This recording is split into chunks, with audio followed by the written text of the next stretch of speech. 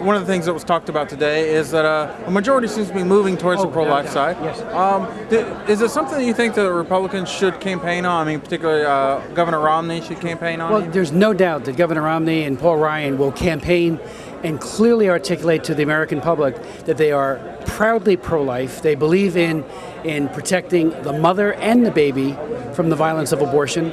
And there's no doubt about that. The platform is strong, as we heard today from some of our speakers, including Phyllis Schlafly. This is the pro-life party. The contrast has to be made equally strong, and that is that President Barack Obama and Vice President Biden are extremist pro-abortionists in favor of abortion on demand, and both domestically and internationally. And I think people have to begin asking themselves, if President Obama gets another 4 years, he will be without any thought of another election around the corner or at any time in the future. And I do believe that extremism will manifest itself even more overtly, both at home and abroad. The fact that this president came out against a ban on sex selection abortion needs to be highlighted throughout the entire country and even the world. We had a bill that was offered by Trent Franks that would have outlawed this egregious practice of doing sonograms and determining the sex of the baby. And it usually, when a sex selection abortion is procured, it's because it happens to be a girl.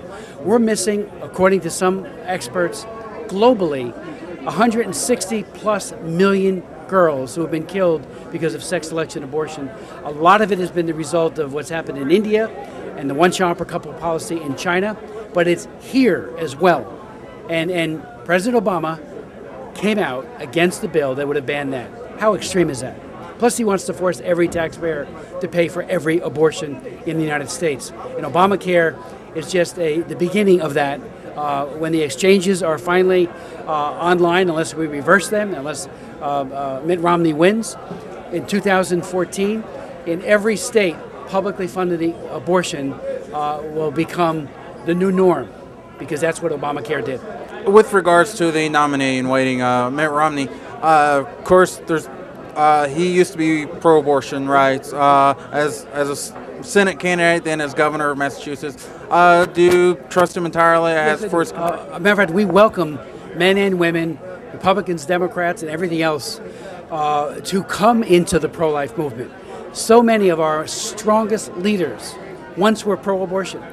The founder of NARAL, Bernard Nathanson, a man who said in the New England Journal of Medicine, "I've come to the agonizing conclusion that I have presided over 60,000 deaths." He ran the largest abortion mill in New York City, and he also did abortions every day. He became pro-life. We need to welcome people who once were on that side, but through the grace of God have seen the light and now realize that abortion kills babies, dismembers and chemically poisons young children, and hurts women, both on the intermediate and long term, physically, psychologically, and emotionally.